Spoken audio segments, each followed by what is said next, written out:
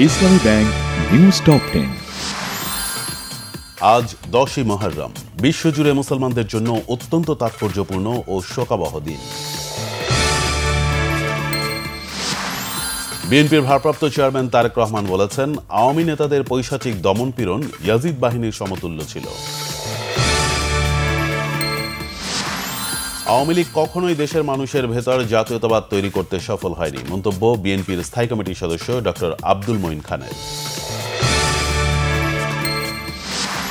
কেউ স্বৈরাচার হওয়ার চেষ্টা করলে কঠোর প্রতিরোধ, হুঁশিয়ারি দিয়েছেন ডাক্তার শফিকুর রহমান। জাতীয় নাগরিক পার্টি এনসিপির আহ্বায়ক নাহিদ ইসলাম বলেছেন, জুলাই সনদের বিরোধীরা ফ্যাসিবাদদের দোসর।